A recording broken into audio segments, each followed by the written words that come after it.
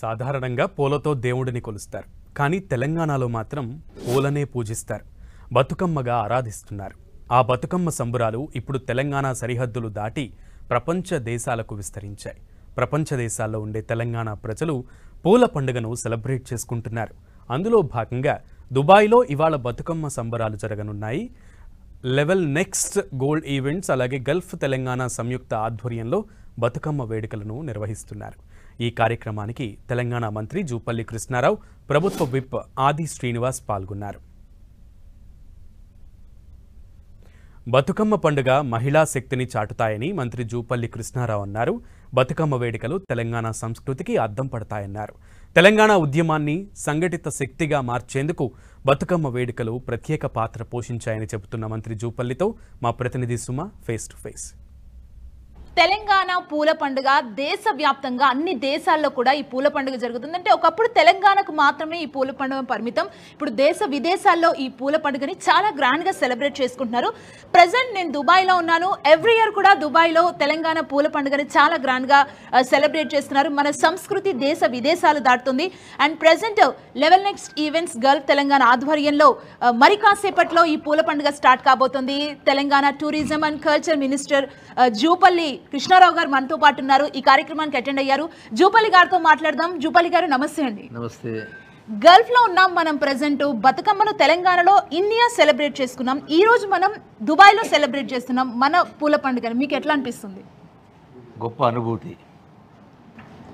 ఎందుకంటే ఈ బతుకమ్మ పండుగ అనేది ఈ రోజున వచ్చినట్టు కాదు, అనాదిగా వస్తున్నటువంటి ఒక సాంప్రదాయం, మన సంస్కృతి, గొప్ప సంస్కృతి.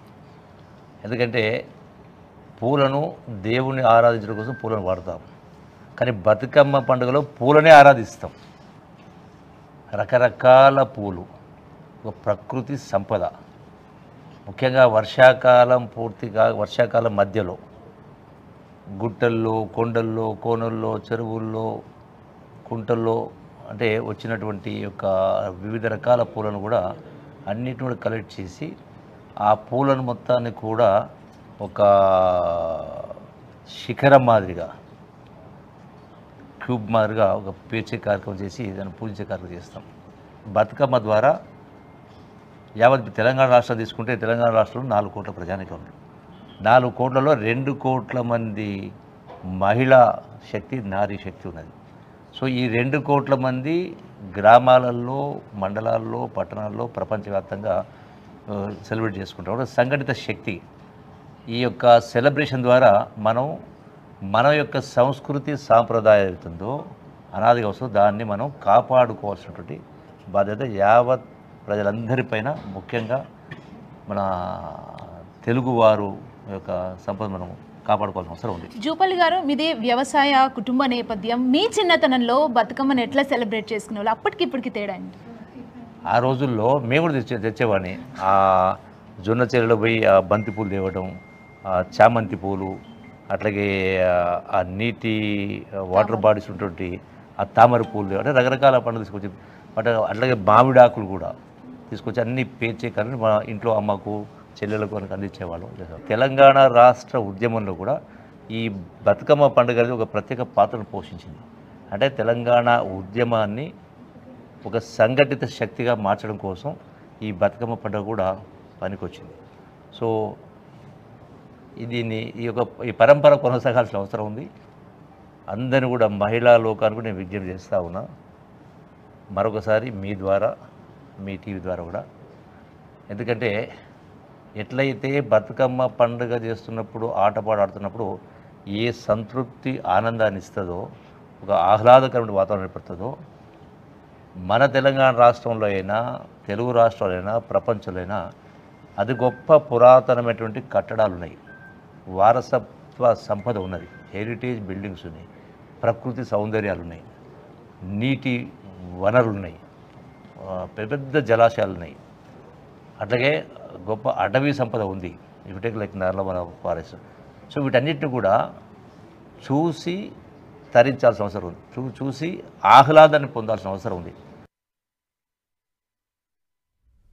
బతుకమ్మ సంబరాలు ఇప్పుడు తెలంగాణ సరిహద్దులు దాటి ప్రపంచ దేశాలకు విస్తరించాయి. ప్రపంచ దేశాల్లో ఉండే తెలంగాణ ప్రజలు పూల పండుగను సెలబ్రేట్ చేసుకుంటున్నారు. అందులో భాగంగా దుబాయ్లో ఇవాళ బతుకమ్మ సంబరాలు జరగనున్నాయి. లెవెల్ నెక్స్ట్ గోల్డ్ ఈవెంట్స్ అలాగే గల్ఫ్ తెలంగాణ సంయుక్త ఆధ్వర్యంలో బతుకమ్మ వేడుకలను నిర్వహిస్తున్నారు. మరి కాసేపట్లో పూల పండుగ స్టార్ట్ కాబోతోంది. మంత్రి జూపల్లి గారు వచ్చారు, ఎమ్మెల్యే ఆది శ్రీనివాస్ గారు వచ్చారు, and Telangana input editor Kalyan కూడా ఇక్కడ ఉన్నారు. ఓటీవీ కళ్యాణ్. సుమా, ఖచ్చితంగా అంటే బతుకమ్మ సెలబ్రేషన్స్ని ఇక్కడ నిర్వహిస్తున్నారు ఘనంగా. బతుకమ్మ అంటే తెలంగాణ పండుగ. అది దేశవ్యాప్తంగా రకరకాల ప్రాంతాల్లో రకరకాల పండుగలు ఉంటాయి, కానీ బతుకమ్మ మాత్రం తెలంగాణలో మాత్రమే జరిగే పండుగ, తెలంగాణ ప్రజలు చేసుకునే పండుగ. దానికి తెలంగాణ ప్రభుత్వం నుంచి టూరిజం శాఖ మంత్రి జూపల్లి కృష్ణారావు గారు, ప్రభుత్వ విప్ ఆది శ్రీనివాస్ గారు వచ్చారు. మేము కూడా జూపల్లి గారు, ప్రభుత్వం మీ టూరిజం దానిలో ప్రోత్సాహంలో భాగంగా మీరు ఇక్కడికి వచ్చారు కాబట్టి మేము కూడా 10 టీవీ నుంచి కార్యక్రమాన్ని ఎక్స్క్లూజివ్గా లైవ్ ఇచ్చేందుకు మేము అన్ని ఏర్పాట్లు చేసుకొని ఇక్కడికి వచ్చాం. సుమా మా యాంకర్ ఉంది ఇక్కడ మాతో పాటు. ఖచ్చితంగా తెలంగాణలో గల్ఫ్ కార్మికుల ఆది శ్రీనివాస్ గారు చెప్పినట్లు దుబాయ్, బొగ్గుబాయి, బొంబాయి అనే ఒక నినాదం తెలంగాణ మూమెంట్లో ఉండేది.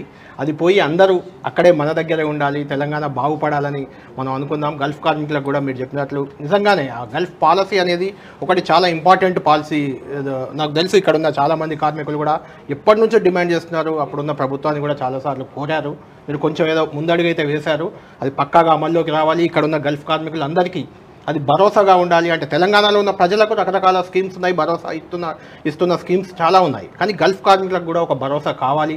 అది మీ నుంచి వస్తుందని మేము కూడా భావిస్తున్నాం. 10 టీవీ కూడా ఈ బతుకమ్మ వేడుకలను పూర్తి స్థాయిలో లైవ్ కవరేజ్ ఇచ్చేందుకు సిద్ధంగా అన్ని ఏర్పాట్లు చేసుకుంది. ఈవినింగ్ 5 గంటలకి గల్ఫ్ తెలంగాణ, అదేవిధంగా లెవెల్ నెక్స్ట్ ఈవెంట్స్ ఇద్దరు కూడా కలిసి నిర్వహిస్తున్నారు ఈరోజు ఈ కార్యక్రమాన్ని. 5 గంటల నుంచి రాత్రి దాదాపు ఆల్మోస్ట్ 9-10 వరకు కూడా ఇది కొనసాగే అవకాశం ఉంది. 10 టీవీలో ఖచ్చితంగా లైవ్లో చూడండి. లైవ్ బతుకమ్మ దుబాయ్లో జరుగుతున్న బతుకమ్మ వేడుకలు తెలంగాణలో ప్రతి పల్లెలో జరుగుతుంటాయి సాధారణంగా. అయితే దుబాయ్లో కూడా తెలంగాణనే తలపిస్తుంది ఈరోజు పల్లె వాతావరణం అంతా. దుబాయ్ ఒక తెలంగాణ పల్లెగా మారబోతున్న సందర్భం 10 టీవీలో చూడండి సాయంత్రం 5 గంటల నుంచి.